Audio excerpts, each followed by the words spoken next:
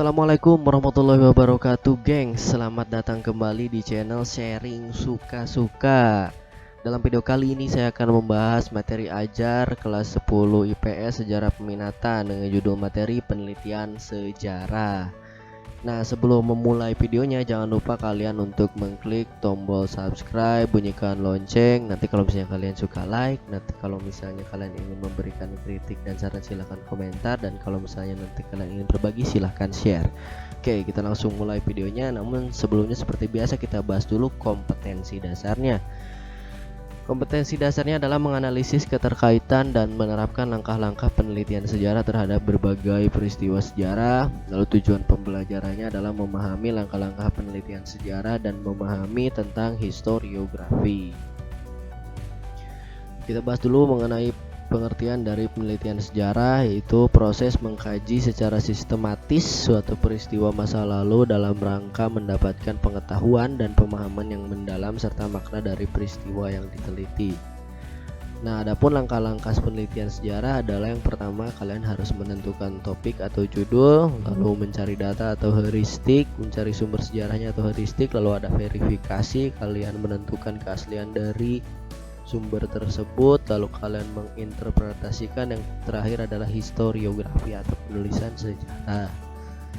Yang pertama adalah pemilihan topik. Dalam pemilihan topik kalian harus memilih topik yang unik, bernilai kesatuan, orisinal, dan praktis.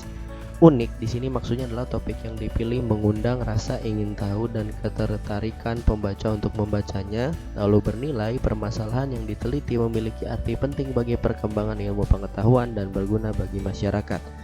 Kesatuan, unsur-unsur yang dijadikan bahan penelitian mempunyai satu kesatuan ide. Lalu orisinal, topik yang dipilih merupakan sebuah upaya untuk melakukan sebuah pembuktian baru atau peristiwa yang sama.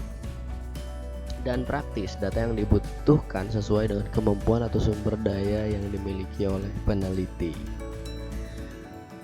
Dalam pemilihan topik juga harus memperhatikan kedekatan emosional dan kedekatan intelektual terhadap topik yang dipilih. Maksudnya peneliti harus tertarik dan suka dengan topik pilihannya. Jadi jangan sampai kalian memilih topik yang tidak kalian sukai ya. Hal ini akan mempengaruhi dalam hasil penelitian. Kalau misalnya dikerjakan sepenuh hati, insya Allah hasilnya akan bermutu. Sedangkan jika dikerjakan dengan setengah hati, kemungkinan penelitian yang dilakukan tidak akan optimal. Lalu selanjutnya heuristik. Heuristik diambil dari bahasa Yunani yaitu heuristein yang berarti mencari. Heuristik adalah proses mengumpulkan data sebanyak-banyaknya terkait topik yang sudah dipilih oleh peneliti. Peneliti mengumpulkan bukti-bukti sejarah berupa peninggalan-peninggalan yang berkaitan dengan aktivitas manusia pada masa lampau yang dapat mendukung kebenaran dari peristiwa yang sedang diteliti. Nah, dalam heuristik itu disebut juga dengan bukti sejarah, merupakan data atau informasi penting untuk menyingkap kebenaran suatu peristiwa sejarah. Data dalam kumpulan fakta atau informasi yang menjadi dasar bagi analisis dan interpretasi peneliti. Hal tersebut disebut dengan sumber sejarah. Nah, sumber sejarah berdasarkan cara mendapatkannya. Yang pertama ada data primer dan data sekunder. Data primer itu didapatkan dari wawancara langsung kepada sumber pertama, pelaku atau saksi sejarah. Dokumen asli, laporan atau catatan asli, lalu foto, relikui atau benda peninggalan dan artefak. Nah, sedangkan data sekunder itu informasi yang diperoleh dari buku, teks koran, majalah, ensiklopedia, tinjauan penelitian, dan referensi-referensi lain. Lalu jika berdasarkan bentuknya ada 3 macam sumber, yaitu sumber tulisan, sumber lisan, dan sumber benda. Sumber tulisan berarti sumber berbentuk tulisan yang mengandung informasi mengenai peristiwa sejarah, di mana contohnya ada prasasti, naskah, buku, dokumen tertulis, arsip, internet, dan koran. Lalu ada sumber lisan. Sumber lisan adalah keterangan-keterangan yang diperoleh dari pelaku atau saksi sejarah, misalnya rekaman video ataupun rekaman pidato. Lalu sumber benda berbentuk artefak atau hasil-hasil budaya yang ditemukan di suatu tempat, peralatan penunjang kegiatan manusia misalnya ya, lalu senjata, fosil, foto, dan bangunan-bangunan bersejarah. Nah, masalah yang bisa saja muncul saat mencari sumber sejarah adalah sumbernya sudah tua Lalu sumber tidak bisa dibaca oleh sembarang orang, harus oleh ahlinya, misalnya seperti di arsip nasional, lalu bahasa yang digunakan, lalu tulisan tangan yang digunakan dalam tulisan tersebut misalnya tidak terlalu dipahami, lalu sumbernya itu masih ditutup karena biasanya sumber sejarah itu dibuka ketika 25 sampai 50 tahun kemudian. Nah, selanjutnya tahap selanjutnya adalah verifikasi atau juga disebut dengan kritik sejarah. Di sini verifikasi itu berfungsi untuk menguji keaslian dan keabsahan data. Setiap sumber yang didapatkan harus diuji keaslian dan keabsahannya karena setiap sumber dapat saja dipengaruhi oleh berbagai faktor seperti prasangka, kondisi ekonomi, dan iklim politik saat penelitian berlangsung. Pengujian dilakukan dengan membanding-bandingkan semua data demi mendapatkan data yang paling mendekati kebenaran. Data sejarah atau bukti-bukti sejarah yang telah diverifikasi kemudian menjadi fakta sejarah. Fakta sejarah ditinjau dari sifatnya. Ada fakta keras, ada fakta lunak. Fakta keras adalah fakta yang sudah pasti atau tidak bisa diperdebatkan lagi. Contohnya 17 Agustus 1945 Soekarno memproklamasikan kemerdekaan. Itu sudah tidak bisa kita bantah. Lalu fakta lunak adalah fakta yang masih memerlukan bukti yang lebih kuat. Contohnya lokasi pusat kerajaan Sriwijaya yang sampai sekarang masih diperdebatkan keberadaannya oleh para ahli. Fakta sejarah ditinjau dari wujudnya. Ada fakta mental, ada fakta sosial. Fakta mental adalah fakta yang bersifat abstrak seperti perasaan, pandangan, keyakinan, dan kepercayaan. Contoh para bangsawan yang mempertahankan tradisi seperti mencuci pusaka atau menyajikan sesaji. Lalu ada fakta sosial adalah konteks hubungan antara manusia dan situasi masyarakat pada saat peristiwa terjadi. Seperti kondisi masyarakat Majapahit ketika dipimpin oleh Hayam Wuruk itu berbeda ketika dipimpin oleh raja-raja selanjutnya.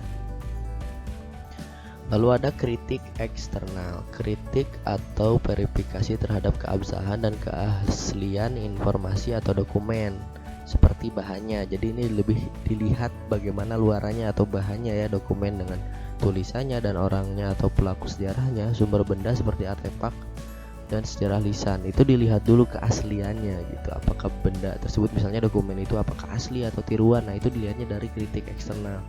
Jadi dilihat dulu keaslian dari kertasnya, tulisan yang digunakan pada masa itu. Nah, lalu yang dikritik biasanya gaya bahasa dan penulisan harus sesuai dengan periode tertentu, melaporkan hal, peristiwa, atau tempat yang seharusnya belum dapat diketahui selama periode pembuatan tulisan tersebut. Lalu kritik internal, kritik atau verifikasi yang memfokuskan kepada isinya. Jadi verifikasi terhadap kredibilitas atau keterpercayaan data, lebih mengarah pada isi informasi apakah dapat dipercaya atau tidak. Peneliti harus bersifat netral ketika melakukan kritik internal sehingga peristiwa sejarah itu terbukti kebenarannya. Pertanyaan yang muncul saat kritik eksternal biasanya itu berhubungan dengan penulisannya apakah dapat dipercaya, lalu makna isi yang dikemukakan oleh penulisnya seperti apa, bagaimana tafsiran yang digunakan oleh penulis.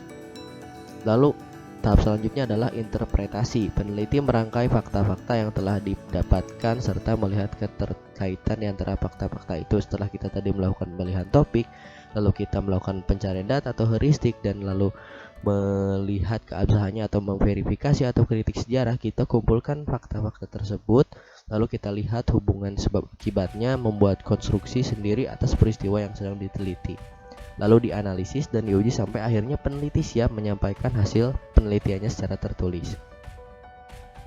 Dan yang terakhir adalah tahap historiografi atau penulisan sejarah. Historiografi berasal dari bahasa Latin yaitu historiographia yang berarti penulisan sejarah.